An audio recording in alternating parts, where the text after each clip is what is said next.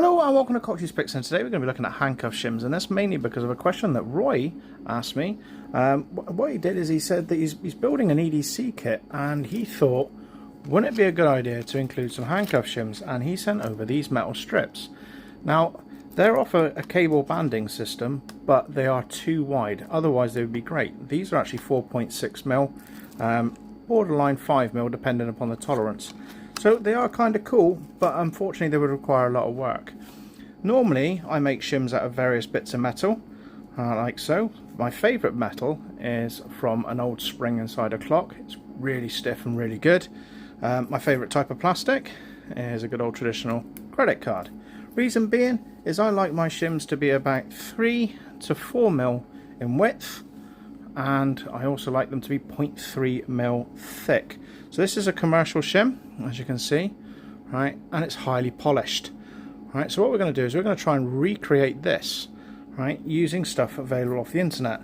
So first thing we want to do is we want to get some wire. Now this is called cutting sealing wire, and it's made of steel. It's 4mm wide. It has a lovely curve on it already built into it. I don't know if you can see that very well, but it is actually curved, which is kind of cool because that's going to work in our favour. Now, what we need to do is first off we need a guinea pig cuff. So I'm just going to get a standard HIATT out, right?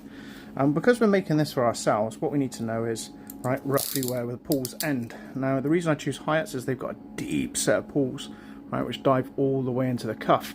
So that means that what we want to do is we want to get our metal work all the way in. Plus, we need something to hold on to. So we're going to be looking around about this sort of distance, and it's all done on eye as you go in. Now to cut it, I'm going to be using a set of snips, like so. So I'm going to put my snips over. All right, I'm going to watch my eyes, and then we're just going to snip it away, like so. Once we've got one end like this, we can then bend it, and as you can see, it's snapped off like that. Now we've got our main bit of shim, but the problem is that's sharp, and that's really going to hurt our fingers. Right, as you can see, we now have a very sharp corner on every edge, and the edge itself is also quite sharp. So what I'm going to suggest you do is you file it so it's curved, all four corners are curved, and you try and take that edge off and make it more of a pointed blade on the end. Do it on both ends because you never know which end you're going to pick up. So I'm just going to quickly file that. So I'm just going to pause, and I'll file this and I'll show you the result. And there we go. So we've now filed it down, and as you can see, we've now got rid of those harsh edges, and what we've got is some nice curved edges. What we've also done is I've also tried to make it pointed. What I mean by that is I mean that this edge here is now pointed in towards, and that's going to hopefully help it dive underneath the actual cuff pull. So what is shimming? Shimming is when you get a single locked handcuff. What do I mean by that? That's a handcuff that hasn't got the double lock set, obviously. But this is a ratchet and pull system, and all we're going to do is we're going to try and stick our piece of metal in between the bow and the body and move the working parts out of the way and allow this to slither free.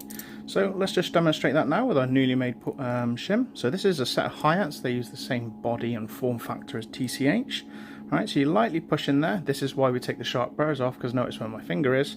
Right, you apply tension pushing this way, and then you're going to lightly squeeze on the bow, pushing down on this, getting it into the working parts. So ready, steady, just like that. So we've used our tool once on the HIATTs and it's worked flawlessly. So let's move them out of the way. And now we've got a set of Peerless. This is the latest and greatest. This is the 750Cs. I like these. They are a single pull system, so that means that there's just one pull, but there is 3 teeth, and you'll also notice that it's a little bit further forward than it was on the HIATTs. It's about there, so we don't need to go quite so deep. But same again, get our curved side so it hugs the pulled teeth, as it were. So let's just get this in there like that, and then we're going to push in on the bow and the shim at the same time. Oh, let's try on the other side. This might not work on the Peerless. Peerless are notorious for being stiff and being a pain. There she goes.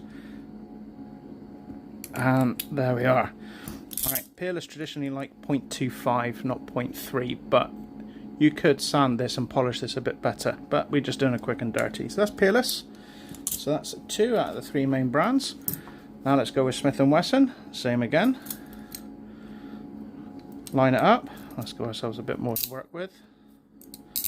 There we go. Alright, so over we go, line it up. A little bit of a push on the shim, bit of a push on the bow. 3, 2, 1, and it's not going in. Not quite sure. Stand by. Nope, it's not liking that. It's not going down through. Okay, so this particular shim is getting stuck. Let's see why it's getting stuck. So the easiest way to do that is to take the bow out of the way and have a look. What we may have to do is we may have to take a bit off the edge on this one. There we are, you can see the pinch point in there. So it's getting pinched, right, just at the point of the indents. Right, so what we can do is we can try again. Now that we know that it is getting pinched by the body, I can lean the bow in like this, and then with any luck, nope, that is it. It is still jamming. So, work it back out. Bit of brute force. Might need a key. There we go.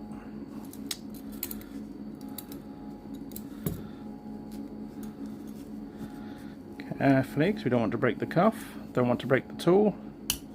There we go.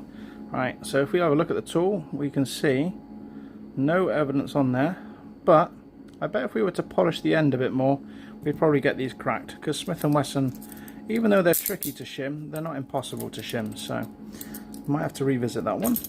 And then my favourite, thanks to the lovely staff at DRM, we have got these, the Algameres DRM green, right, lovingly highlighted there, DRM, right, and these are really cool because they are a single pull solution, twin keyway, absolutely incredible cuff. But let's try our tool on it. So in we go. Sits there, nice and pretty. We're going to apply some tension. We're going to push in on the bow.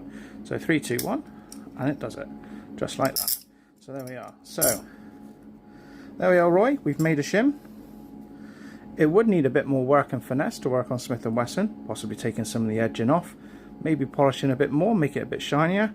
However, as you've seen, it didn't take long, and we made ourselves a shim of a reasonable size. And this is 4mm by 0.3 with a slight curve, which allows it to hug the bow. Right, and that is available, and it comes in a reel as a meter, and you can easily get it on eBay. What I'll do is I'll include the link to one of the sellers that I use in the description. I'll also include a link to Roy's YouTube channel. DRM doesn't currently have a YouTube channel. I am trying to convince them to get one up and running, but when they do, I'll include it in the description. But until then, there we are. That is how you make a handcuff shim. Quick and simple. What you could do to make it even posher is you could drill a little hole there, put a key ring through it, and then voila, you can attach that on your keys. It is fairly solid, look. It does take a bit of force, right? And that's it. So don't forget though, if you bend it past a certain point, because remember how we cut it, it will snap. So there we are. Thank you very much for watching. Stay safe, and I'll see you in the next video. Goodbye.